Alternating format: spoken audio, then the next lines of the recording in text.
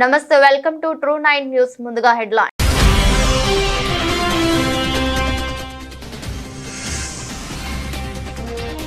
సచివాలయ ప్రాంగణంలో తెలంగాణ తల్లి విగ్రహ ఏర్పాటు పనులను పరిశీలించిన ముఖ్యమంత్రి రేవంత్ రెడ్డి.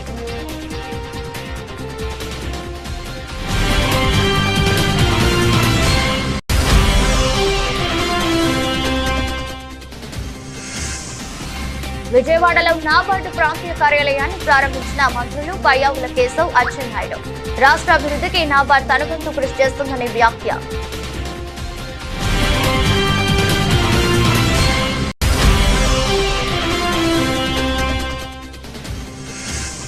బంజారాహిల్స్ సిఐ ఫిర్యాదు మేరకు BRS MLA Kaushik Reddy arrest. కొండాపూర్లోని ఆయన నివాసంలో కౌశిక్ ని అదుపులోకి తీసుకున్న పోలీసులు.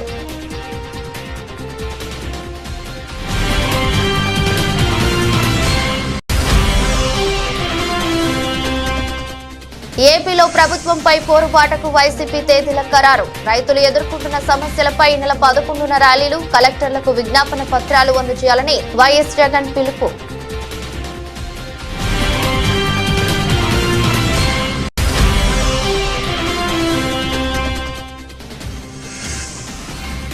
ఇందిరమ్మ ఇళ్ల మొబైల్ యాప్ ను ప్రారంభించిన సీఎం. ఇంటి నిర్మాణానికి ప్రతి పేదవాడికి 5 లక్షల చొప్పున ఆర్థిక సాయం చేస్తున్నామన్న రేవంత్ రెడ్డి.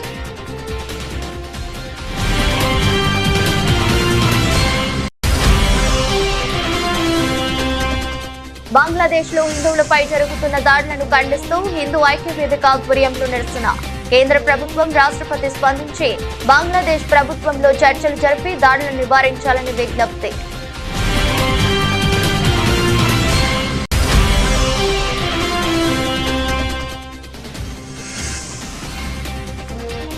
రేవంత్ రెడ్డిపై నిప్పులు చెరిగిన హరీష్ రావు.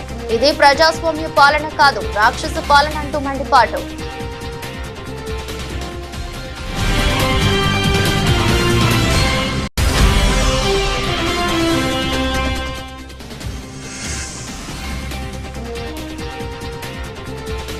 మిడిల్ ఆర్డర్ లో బ్యాటింగ్ చేస్తా త్యాగం చేసిన రోహిత్ శర్మ.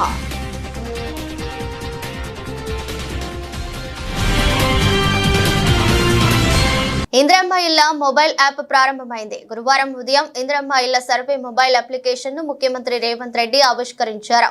ఈ యాప్ ద్వారా రేపటి నుంచి ఇళ్ల పథకం లబ్ధిదారుల ఎంపిక జరగనుంది. ఈ సందర్భంగా ముఖ్యమంత్రి రేవంత్ రెడ్డి మాట్లాడుతూ 10,000తో ఇందిరమ్మ ఇళ్ల పథకం ప్రారంభమైందని, ఇవాళ 5 లక్షలకు చేరుకుందన్నారు.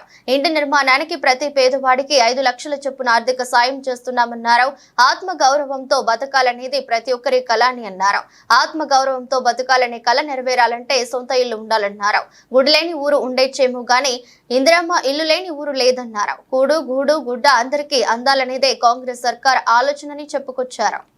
నిన్నగాక మొన్ననే వాటిని పూర్తి చేయడానికి దాదాపుగా 195 కోట్ల నిధులను వారు అసంపూర్తిగా వదిలేసిపోయిన డబుల్ బెడ్రూమ్ ఇళ్లను పూర్తి చేయడానికి కూడా 195 కోట్ల రూపాయలను మా ప్రభుత్వం విడుదల చేసింది.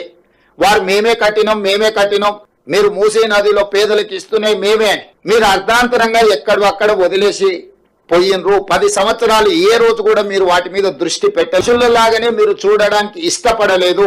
కానీ మీకు కావలసిన ప్రగతి భవన్ ను 9 నెలల్లో పూర్తి చేసుకున్నారు. మీకు కావలసిన వాస్తు కోసం నిర్మించుకున్న సచివాలయం 9 సంవత్సరాలలో పూర్తి చేసుకున్నారు.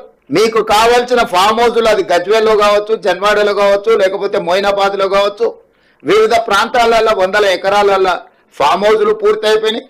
మీ రాజకీయ పార్టీలకు 33 జిల్లాలలో ఎకరాల కొద్ది నిన్నగాక మొన్ననే హైకోర్టులో చర్చకు వచ్చినప్పుడు ఎకరాలలో బీఆర్ఎస్ భవనాలను నిర్మించుకున్నారు, భూములను కేటాయించుకున్నారని కోకాపేటలో 11 ఎకరాల భూ కేటాయింపుతో పాటు 33 జిల్లాలలో మీ పార్టీ కార్యాలయాలను కోట్ల రూపాయలు పెట్టి మీరు నిర్మించుకోవడానికి, మీ ఫామ్ హౌస్లను నిర్మించుకోవడానికి, మీ పార్టీ కార్యాలయాలను నిర్మించుకోవడానికి చూపించిన శ్రద్ధ, కేటాయించిన నిధులు, తీసుకున్న భూములు, పేదవాళ్ల పట్ల మీరు చిత్తశుద్ధి చూపించలేదు. స్పష్టంగా మీ ప్రాధాన్యత మీరే. మీ ప్రాధాన్యత మీ భవనాలు, మీ ఫామ్ హౌస్లు, మీ party కార్యాలయాలే.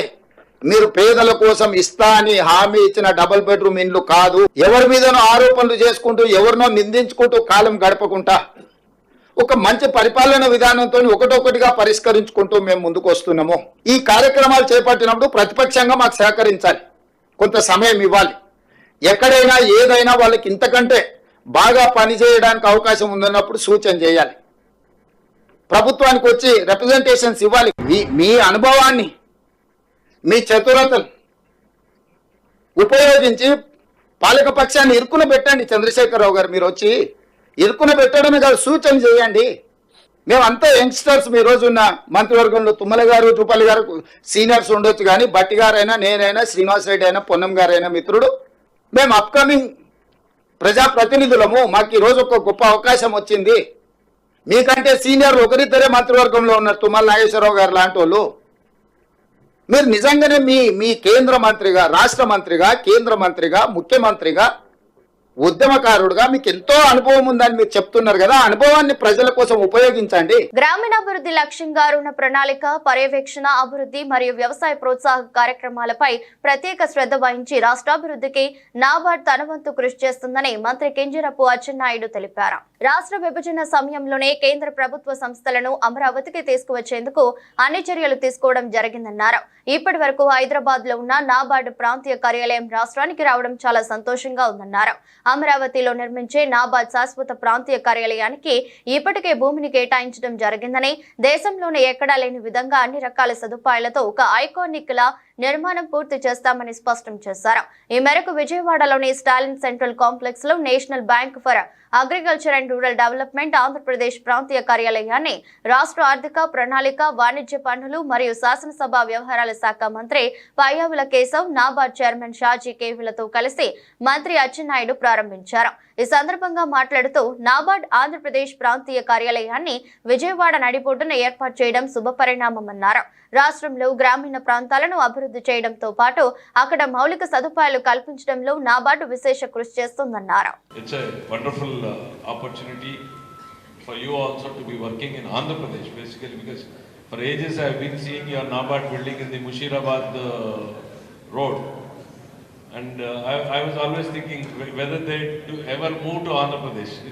Now I have seen you coming in a big way. I am very happy to have you all here, and all the bankers here and the NABARD. As a finance minister, I will have only one request: lend, lend, lend, lend.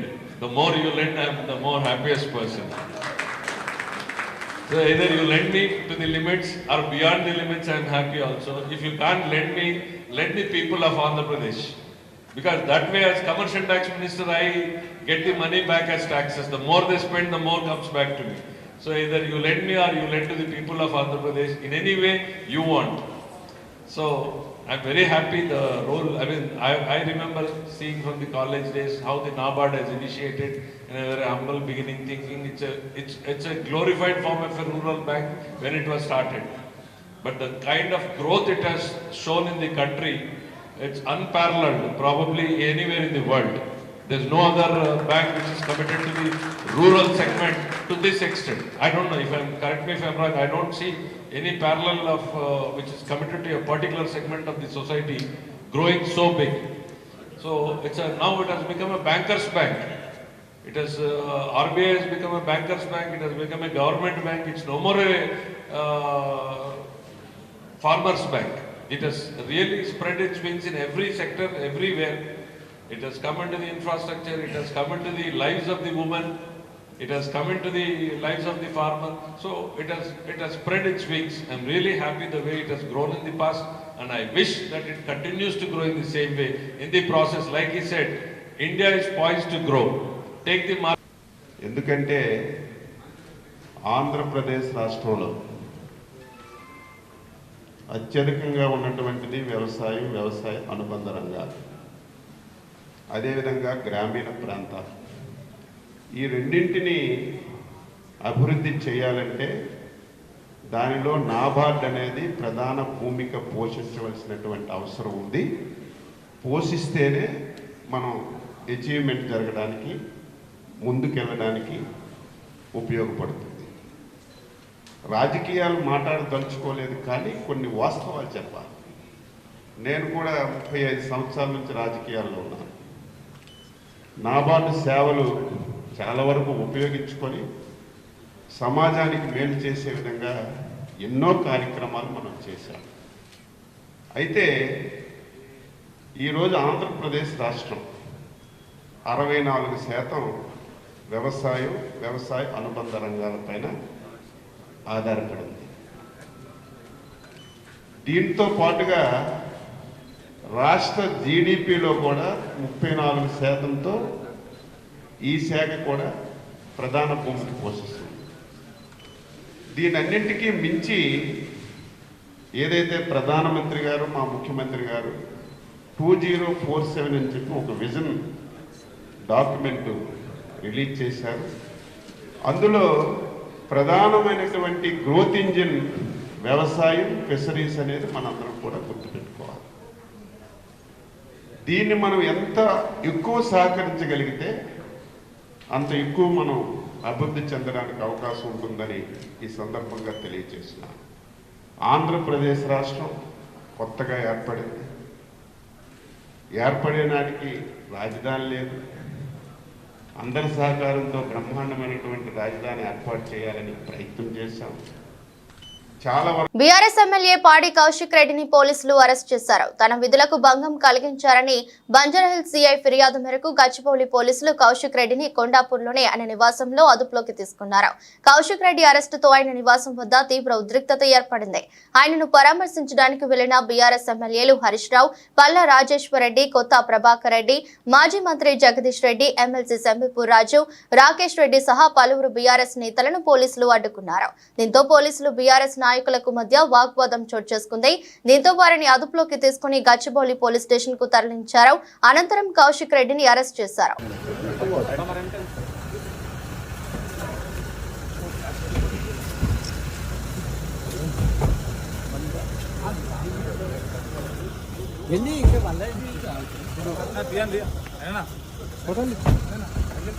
ఆంధ్రప్రదేశ్లో కూటమి ప్రభుత్వం అధికారంలోకి వచ్చిన తర్వాత ప్రజల సమస్యపై నిర్లక్ష్యం వహించడాన్ని నిరసిస్తూ వైసీపీ పోరుబాటకు సిద్ధమైంది. ఇందులో భాగంగా ఆ పార్టీ అధ్యక్షుడు మాజీ సీఎం వైఎస్ జగన్మోహన్ రెడ్డి బుధవారం అన్ని జిల్లాల అధ్యక్ష కార్యదర్శులతో పాటు ముఖ్య నాయకులతో ప్రత్యేక సమావేశాన్ని నిర్వహించారు. చంద్రబాబు ప్రభుత్వంపై నిరసన తేదీలను ఖరారు చేశారు. రైతులు ఎదుర్కొంటున్న సమస్యలపై ఈ నెల 11న ర్యాలీలు, కలెక్టర్లకు విజ్ఞాపన పత్రాలు అందజేయాలని నాయకులకు వైఎస్ జగన్ పిలుపునిచ్చారు. ధాన్యానికి మద్దతు ధర, ఉచిత పంటల బీమా పునరుద్ధరణ, 20,000 పెట్టుబడి సాయం, డిసెంబర్ 27న పెంచిన కరెంటు ఛార్జీలపై జనవరి 3న ఫీజు రియంబర్స్మెంట్ అంశంపై ఆందోళనలు చేపట్టాలని సూచించారు. ప్రజలు ఎదుర్కొంటా ఉన్న సమస్యల మీద, మరీ ముఖ్యంగా 3 ప్రధానమైన అంశాల మీద, రైతుల సమస్యల మీద, కరెంటు ఛార్జీల బాదుడు మీద, పిల్లలకు చదువు సంబంధించి ఫీజులు కట్టలేని పరిస్థితిలో ఉన్న పిల్లలు ఎదుర్కొంటా ఉన్న సమస్యల మీద, ఈ 3 అంశాల మీద వైఎస్ఆర్సీపీ డిసెంబర్ మాసంలో ఈ 3 అంశాల మీద గట్టిగా ఉద్యమ బాట పట్టే కార్యక్రమానికి శ్రీకారం చుడతా ఉన్నాం. ఇందులో భాగంగా డిసెంబర్ 11వ తారీఖున రాష్ట్ర వ్యాప్తంగా ఉన్న అన్ని కలెక్టర్ల అన్ని జిల్లాల్లోనూ రైతుల తరపున వైఎస్ఆర్సీపీ రైతులకు సంబంధించిన ప్రధానమైన అంశాలు, ధాన్యం సేకరణలో రైతన్నలకు జరుగుతూ ఉన్న అన్యాయాన్ని ప్రశ్నిస్తూ, ధాన్యం సేకరణలో కనీస పెట్టుబడి ధర ఖచ్చితంగా ప్రభుత్వం వైపు నుంచి వచ్చేట్టుగా ఒత్తిడి తీసుకొచ్చే దాంట్లో భాగంగా కనీస మద్దతు ధర రైతులకు ఖచ్చితంగా వచ్చేట్టుగా చేస్తూ, రైతులకు సంబంధించిన ఆ ప్రస్తావనతో పాటు పెట్టుబడి సహాయం కింద 20,000 రూపాయలు ఏదైతే రైతులకు ఇస్తామని చెప్పారో ఆ 20,000 రూపాయలకు సంబంధించి పెట్టుబడి సహాయం రాష్ట్ర ప్రభుత్వం, చంద్రబాబు నాయుడు గారి ప్రభుత్వం ఇవ్వని పరిస్థితుల నేపథ్యంలో దానిని కూడా గట్టిగా డిమాండ్ చేస్తూ, ఈ రెండే కాకుండా ఉచిత పంటల బీమా ఏదైతే రైతులకు ఇంతవరకు అందుతా ఉన్న పరిస్థితి ఏదైతే ఉందో రద్దు చేసిన నేపథ్యంలో ఉచిత పంటల బీమా మళ్ళీ ఖచ్చితంగా రైతులకు మళ్ళీ వర్తింప చేయాలి అనే డిమాండ్తో, ప్రధానంగా ఈ 3 డిమాండ్లతో డిసెంబర్ 11వ తారీఖున ప్రతి జిల్లాలోనూ వైఎస్ఆర్సిపి అక్కడి జిల్లా కలెక్టర్లను కార్యాలయాలకు సంబంధించి కలెక్టర్లకు రిప్రజెంటేషన్ ఇచ్చే కార్యక్రమానికి రైతులందరితో కలిసి ర్యాలీగా వెళ్ళి కలెక్టర్లకు రిప్రజెంటేషన్ ఇచ్చే కార్యక్రమం డిసెంబర్ 11వ తారీఖున వైఎస్ఆర్ కాంగ్రెస్ పార్టీ చేస్తుంది. అదేవిధంగా డిసెంబర్ 27వ తారీఖున రాష్ట్ర ప్రభుత్వం, చంద్రబాబు నాయుడు గారి ప్రభుత్వం ఏదైతే కరెంటు ఛార్జీల బాదుడు కార్యక్రమం ఏదైతే చేసిందో, ఎన్నికలప్పుడు తాను కరెంటు ఛార్జీలు తగ్గిస్తాను అని చెప్పి ప్రజలను మోసం చేస్తూ ఆయన చేసిన అనేక మోసాలలో సూపర్ 6లు, సూపర్ 7లు ఎలాగో గాలికి ఎగిరిపోయాయి. సచివాలయ ప్రాంగణంలో తెలంగాణ తల్లి విగ్రహ ఏర్పాటు పనులను గురువారం ముఖ్యమంత్రి రేవంత్ రెడ్డి పరిశీలించారు. అక్కడ పనులను ఆయన పర్యవేక్షించారు. ఆయన వెంట డిప్యూటీ సీఎం బట్టి Vikramarka, PCC president Mahesh Goud, MLA Danam Nagender, సంబంధిత శాఖ అధికారులు తదితరులు ఉన్నారు. కొండాపూర్లోని బీఆర్ఎస్ ఎమ్మెల్యే పాడి కౌశిక్ రెడ్డిని పరామర్శించడానికి సిద్దిపేట ఎమ్మెల్యే హరీష్ రావు కొండాపూర్లోని కౌశిక్ రెడ్డి నివాసానికి వెళ్లారు. ఈ క్రమంలో అప్పటికే అక్కడ భారీగా మోహరించిన గచ్చిబౌలి పోలీసులు హరీష్ రావును అడ్డుకున్నారు. హరీష్ రావును అదుపులోకి తీసుకున్న పోలీసుల బలవంతంగా కారులో ఎక్కించి గచ్చిబౌలి పోలీస్ స్టేషన్ కు తరలించారు. సీఎం రేవంత్ రెడ్డిపై మాజీ మంత్రి సిద్దిపేట ఎమ్మెల్యే హరీష్ రావు నిప్పులు చెరిగారు. ఇది ప్రజాస్వామ్య పాలన కాదు, రాక్షసన పాలన అని ధ్వజమెత్తారు. ఇందిరమ్మ రాజ్యమా, ఎమర్జెన్సీ పాలన అని నిలదీశారు హరీష్ రావు. ఫోన్ ట్యాపింగ్ చేశారంటూ ఫిర్యాదు చేసేందుకు పోలీస్ స్టేషన్ కు వెళ్తే ఎమ్మెల్యే కౌశిక్ రెడ్డిపై ఉల్టా కేసు బనాయించారని ఆగ్రహం వ్యక్తం చేశారు. ఈ దుర్మార్గాన్ని ప్రశ్నిస్తే తనపై బీఆర్ఎస్ నాయకులపై దుర్మార్గంగా ప్రవర్తించారని, అక్రమ అరెస్టు చేసి పోలీస్ స్టేషన్ కు తరలిస్తున్నారని రేవంత్ రెడ్డిపై హరీష్ రావు నిప్పులు చెరిగారు.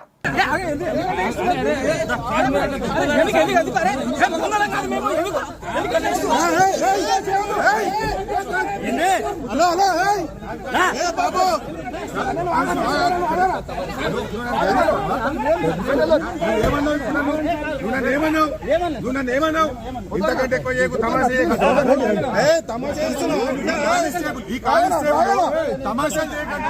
ఇంతకంటే ఎక్కువ కానిస్టేబుల్ నేను బెదిరిస్తున్నాను.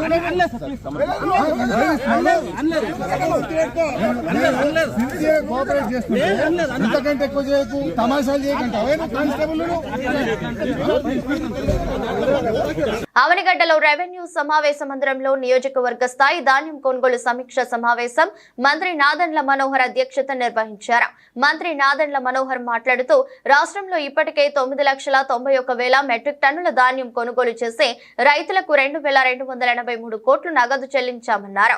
ఇందులో 2,067 కోట్ల సొమ్మును ధాన్యం విక్రయించిన రైతులకు 24 గంటల్లోనే చెల్లించినట్లు తెలిపారు. తుఫాను నేపథ్యంలో 40 రోజుల పాటు జరగాల్సిన ధాన్యం కొనుగోలు ప్రక్రియ కేవలం 3 రోజుల్లో హడావిడిగా జరుగుతున్న నేపథ్యంలో ఎదురైన సమస్యలను సమర్థవంతంగా పరిష్కరిస్తున్నామన్నారు. కౌలు రైతులకు కూడా ఈ క్రాప్ నమోదు చేసి ధాన్యం సొమ్ము నేరుగా వారి ఖాతాలకే తెలుస్తున్న ఘనత తమ కూటమి ప్రభుత్వానికి దక్కిందన్నారు. రైతులు తమకు నచ్చిన మిల్లుకే ధాన్యం అమ్ముకునే అవకాశం కల్పించడంతో పాటు జీపీఎస్ నిబంధన కూడా తొలగించామన్నారు. అన్ని రకాల భూ వివాదాలకు పరిష్కారం చూపేందుకే ఈ నెల 6వ తేదీ నుండి రాష్ట్ర వ్యాప్తంగా 17,564 గ్రామాల్లో రెవెన్యూ సదస్సులు నిర్వహిస్తున్నట్లు రాష్ట్ర రెవెన్యూ రిజిస్ట్రేషన్ అండ్ స్టాంప్స్ శాఖ మంత్రి అనగాని సత్యప్రసాద్ తెలిపారు. రెవెన్యూ సదస్సుల నిర్వహణ నేపథ్యంలో మంగళగిరిలోని CCLA కార్యాలయంలో జిల్లా కలెక్టర్లు, జాయింట్ కలెక్టర్లతో మంత్రి అనగాని సత్యప్రసాద్ వీడియో కాన్ఫరెన్స్ నిర్వహించారు. గత 5 ఏళ్ల కాలంలో వైసీపీ ప్రభుత్వం భూ వివాదాలను పరిష్కరించేందుకు ఎటువంటి ప్రయత్నం చేయకపోగా వారి స్వార్థం కోసం భూములను ప్రజల నుండి లాగేసుకునేందుకోసం మరిన్ని సమస్యలను కలిగించారని అన్నారు. గతంలో ఎన్నడూ లేని విధంగా రాష్ట్రంలో భూ వివాదాలు నెలకొన్నాయని చెప్పారు. వీటిని పరిష్కరించి సామాన్య ప్రజలకు న్యాయం చేసే ఉద్దేశంతో సీఎం చంద్రబాబు ఎప్పటికప్పుడు రెవెన్యూ అంశాలపైన సమీక్షలు చేస్తున్నారని చెప్పారు.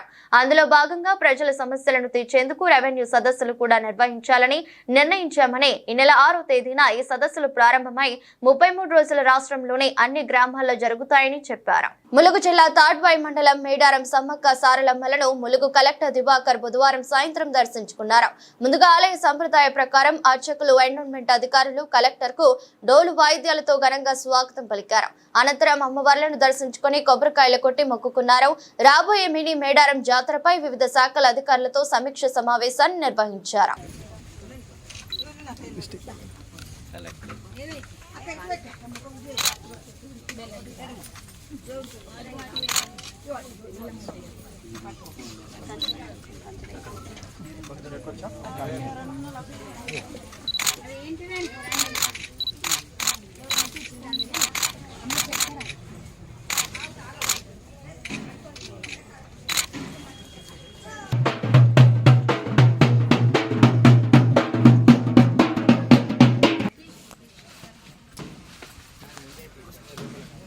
కేంద్ర పర్యాటక సాంస్కృతిక శాఖ ఆధ్వర్యంలో తుమ్మలపల్లి క్షేత్రంలో కృష్ణవేణి సంగీత నీరాజనం కార్యక్రమం ఈ నెల 6 నుంచి 3 రోజుల పాటు నిర్వహించనున్నట్లు రాష్ట్ర పర్యాటక శాఖ మంత్రి కందుల దుర్గేష్ తెలిపారు. రాష్ట్రంలో ఇప్పటికే వివిధ ప్రాంతాల్లో దీనికి సంబంధించి ప్రారంభ కార్యక్రమాలు నిర్వహించడం జరిగిందని చెప్పారు. ఈ కార్యక్రమానికి కేంద్ర మంత్రులు షేకావత్, నిర్మలా సీతారామన్, ముఖ్యమంత్రి చంద్రబాబు, ఉప ముఖ్యమంత్రి పవన్ కళ్యాణ్ పాల్గొంటారన్నారు. ఇండియాలో ఉన్నటువంటి కల్చర్ హెరిటేజ్ ను ప్రపంచానికి తెలియజేసేందుకు ఈ కార్యక్రమం ముఖ్య ఉద్దేశమన్నారు. ఈ కార్యక్రమానికి రాష్ట్ర వ్యాప్తంగా వివిధ కళాకారులు పాల్గొంటారని తెలిపారు. అందరూ కలిసి కార్యక్రమానికి విజయవంతం చేయాలని కోరారు. ముఖ్యమంత్రి, ఉప ముఖ్యమంత్రి చొరవతో పర్యాటక రంగానికి 135 కోట్లు నిధులు మంజూరయ్యాయని చెప్పారు. రాబోయే రోజుల్లో రాష్ట్రాన్ని పర్యాటక కేంద్రంగా అభివృద్ధి చేస్తామని వివరించారు. ప్రారంభ కార్యక్రమంగా నిర్వహించుకోవడం జరిగింది. వాటన్నిటిని కలుపుకొని రేపు 6, 7, 8 తారీఖుల్లో ఇక్కడ ఈ కార్యక్రమాన్ని నిర్వహిస్తున్నాం.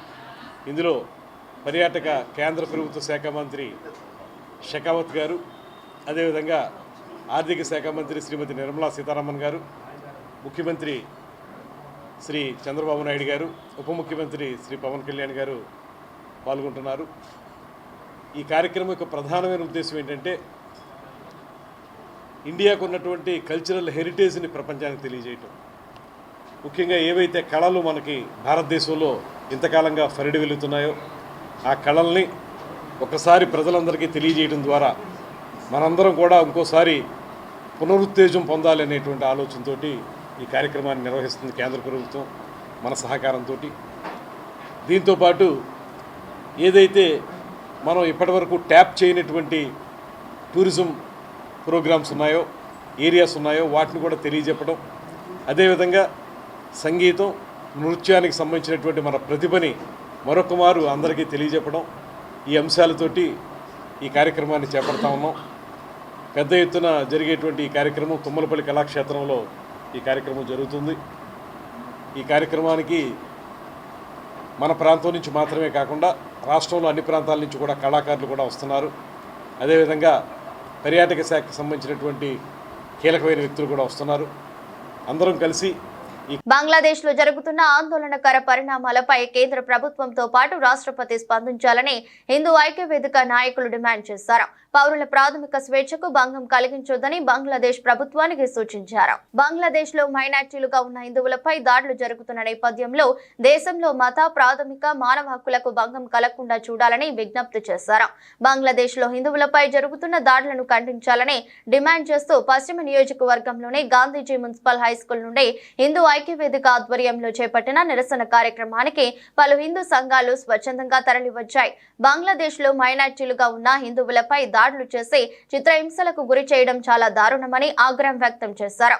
బంగ్లాదేశ్ లో జరుగుతున్న దాడులకు కేంద్ర ప్రభుత్వం, రాష్ట్రపతి స్పందించి బంగ్లాదేశ్ ప్రభుత్వంతో చర్చలు జరిపి దాడులను నివారించాలని కోరారు. బంగ్లాదేశ్ లో హిందువులు బతికే విధంగా రక్షణ చర్యలు తీసుకోవాలన్నారు. హరే కృష్ణ, అందరికీ నమస్కారం. మనందరికీ తెలిసిందే, ఇప్పుడు బంగ్లాదేశ్లో ఉన్న హిందువుల యొక్క మీద జరుగుతున్న దాడులు ఎంత దారుణంగా జరుగుతున్నాయి అనేది రీసెంట్గా వీడియోస్లో చూస్తూనే ఉన్నాం. చాలామంది భక్తులని కాకుండా ఏ మతానికైనా చెందిన వాళ్ళని కూడా చాలా ఇబ్బందులు పెడుతున్నారు వాళ్ళు. పైపెచ్చు నిన్న రీసెంట్గా ఒక వీడియో చూసాం. గోమాతల్ని, మనం ఎంతో పూజించదగ్గ గోమాతల్ని ఎంతో రాక్షసంగా కొట్టి చంపేస్తున్నారు. ఆడవాళ్ళని ఇబ్బంది పెడుతున్నారు, భక్తుల్ని చాలా ఇబ్బందులు పెడుతున్నారు. ఇలాంటి పరిస్థితుల్లో హిందువులందరూ ఐక్యమత్యంగా పోరాడితే తప్ప మనం దీన్ని సాధించలేము, బంగ్లాదేశ్లో ఉన్న హిందువుల్ని కాపాడుకోలేము. మనకు తెలియని ఒక పెద్ద ప్రాబ్లం ఏంటంటే ప్రతి ఒక్క క్రిస్టియను వారి ఇంట్లో బైబిల్ నేర్పిస్తాడు పిల్లలకి, ప్రతి ఒక్క ముస్లిము తన ఇంట్లో పిల్లాడికి నమాజ్ నేర్పిస్తాడు. మనం మాత్రం మన బిడ్డలకి భగవద్గీతను నేర్పించాం, భగవంతుడి నామస్మరణ నేర్పించాం. అదే పెద్ద ప్రాబ్లం అయిపోతుంది ఇప్పుడు ఉన్న రోజుల్లో. ఎందుకంటే మనం మన పిల్లలకి నేర్పకపోతే మన పిల్లలు నెక్స్ట్ జనరేషన్కి ఎలా నేర్పుతారు? మనమే మన ధర్మాన్ని ప్రచారం చేయట్లేదు.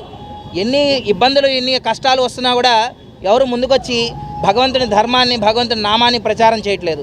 మనం ఇప్పటికైనా మేలుకొని అందరం ఐకమత్యంగా ఆ కులం ఈ కులం ఆ మతం ఈ మతం అనుకోకుండా ఫస్ట్ భగవంతుని ధర్మాన్ని, హైందవ ధర్మాన్ని, సనాతన ధర్మాన్ని ప్రాపగేట్ చేస్తే తప్ప ఇటువంటి. జై శ్రీరామ్.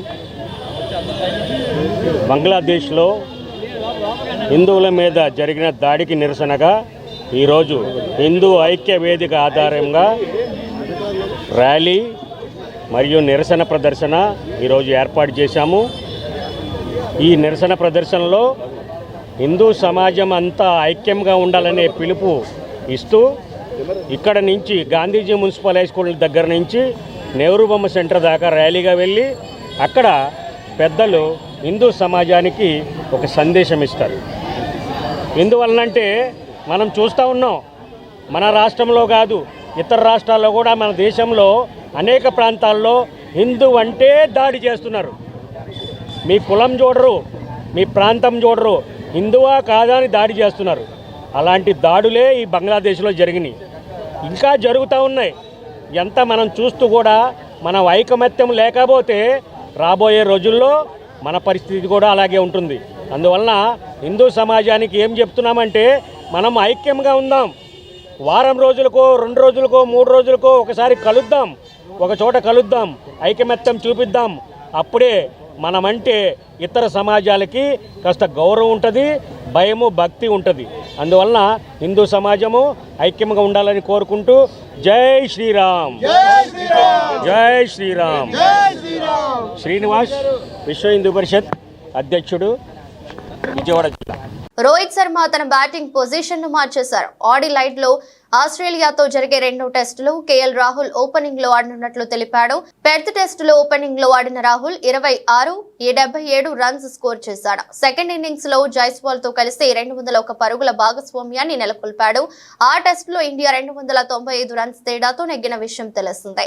పెర్త్ టెస్టుకు రోహిత్ శర్మ గైర్హాజరు కావడంతో జైస్వాల్ తో కలిసి రాహుల్ ఇన్నింగ్స్ ఓపెన్ చేశాడు. ఇవాళ మీడియాతో మాట్లాడిన కెప్టెన్ రోహిత్ ఈ విషయంపై క్లారిటీ ఇచ్చాడు. కేఎల్ రాహుల్ ఇన్నింగ్స్ ను ఓపెన్ చేస్తాడని, మిడిల్ ఆర్డర్ లో తాను ఆడనున్నట్లు చెప్పాడు. ఆ పొజిషన్ లో ఆడడం తనకు ఈజీ కాదు అని, కానీ జట్టు మంచి కోసం తన పొజిషన్ ను త్యాగం చేయాల్సి వచ్చిందని రోహిత్ తెలిపాడు. కుమారుడు పుట్టడంతో రోహిత్ శర్మ తొలి టెస్టుకు దూరం అయ్యాడు. ఆ బ్రేక్ నుంచి వచ్చిన అతను రేపటి నుంచి జరిగే టెస్టులు ఆడనున్నారు. వార్తలు ముగించే ముందు మరోసారి హెడ్లైన్స్.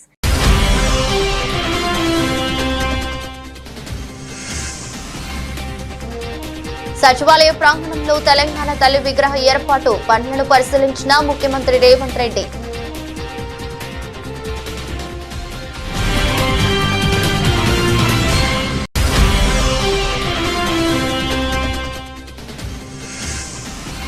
విజయవాడలో నాబార్డు ప్రాంతీయ కార్యాలయాన్ని ప్రారంభించిన మంత్రులు పయ్యావుల కేశవ్, అచ్చెన్నాయుడు.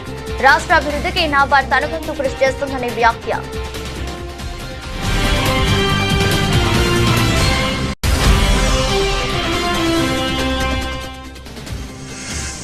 బంజారాహిల్స్ సిఐ ఫిర్యాదు మేరకు BRS MLA Kaushik Reddy arrest. కొండాపూర్లోని ఆయన నివాసంలో కౌశిక్ ని అదుపులోకి తీసుకున్న పోలీసులు.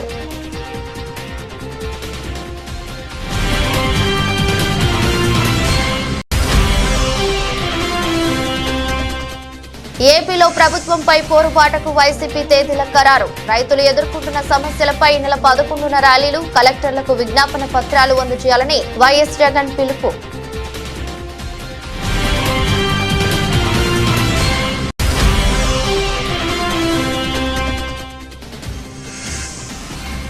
ఇందిరమ్మ ఇళ్ల మొబైల్ యాప్ ను ప్రారంభించిన సీఎం. ఇంటి నిర్మాణానికి ప్రతి పేదవాడికి 5 లక్షల చొప్పున ఆర్థిక సాయం చేస్తున్నామన్న రేవంత్ రెడ్డి.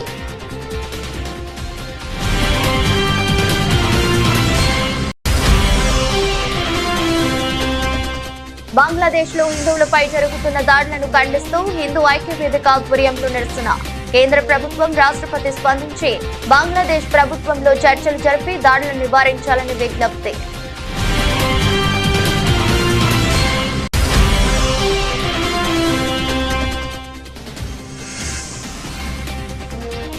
రేవంత్ రెడ్డిపై నిప్పులు చెరిగిన హరీష్ రావు, ఇది ప్రజాస్వామ్య పాలన కాదు, రాక్షస పాలన అంటూ మండిపాటు.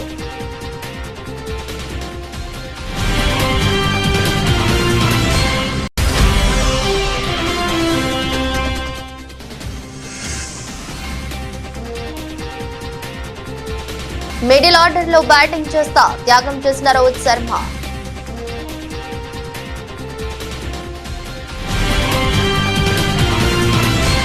ఇది రెస్ట్ బులెటిన్. మరో బులెటిన్లో మళ్ళీ కలుద్దాం. అంతవరకు సెలవు. నమస్కారం.